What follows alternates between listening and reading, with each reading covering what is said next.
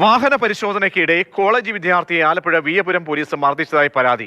Vandanam medical college ആശുപത്രിയിലെ 3 ദിവസത്തെ ചികിത്സയ്ക്ക് ശേഷം യുവാവ് വീട്ടിൽ വിശ്രമത്തിലാണ്. രൂപമാറ്റം വരുത്തിയ കാർ കസ്റ്റഡിയിൽ എടുത്തതുമായി ബന്ധപ്പെട്ടുള്ള വൈരാഗ്യമാണ് ഇത്തരത്തിൽ തെറ്റായ പ്രചാരണത്തിന് പിന്നിലെന്നാണ് അതേസമയം പോലീസിന്റെ വിശദീകരണം. മുഹമ്മദ് യാസിൻ ബംഗളൂരുവിലാണ് പഠിക്കുന്നത്. കഴിഞ്ഞ ബുധനാഴ്ച വിയപുരം പോലീസ് വാഹന പരിശോധനയ്ക്കായി കൈകാട്ടിയപ്പോൾ നിർത്തിയില്ലെന്ന് പറഞ്ഞ് പിന്തുടർന്നെത്തി മർദ്ദിച്ചെന്നാണ് 20-കാരൻ്റെ പരാതി. കരുവാറ്റ മങ്കുഴി വെച്ച് ഇതുപോലെ വണ്ടിയുടെ പുറകെ പോലീസുകാർ അടിച്ച്. അപ്പം ഞാൻ ആ വെപ്രാളത്തിൽ വണ്ടി കുറച്ച് മുന്നോട്ട് മാറിയാണ് നിർത്തിയത്.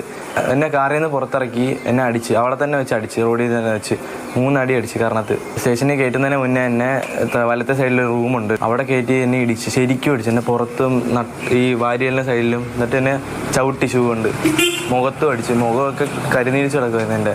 യുവാവ് ബ്രത്ത് അനലൈസറിന് കേടുപാട് വരുത്തിയെന്ന് ആരോപിച്ച് ആരുടെയോ ജിപേയിലേക്ക് 2500 രൂപ അയപ്പിച്ചെന്നും ആരോപണമുണ്ട്. രൂപമാറ്റം വരുത്തിയ കാറ് പോലീസ് കസ്റ്റഡിയിലെടുത്തു. രൂപമാറ്റം വരുത്തിയതിനും അശ്രദ്ധമായി വാഹനം ഓടിച്ചതിനും കേസെടുത്തു.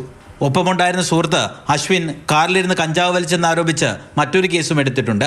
നീതി തേടി കുടുംബം മുഖ്യമന്ത്രിക്കും ആഭ്യന്തരമന്ത്രിക്കും DGPക്കും പരാതി നൽകിയിരിക്കുകയാണ്.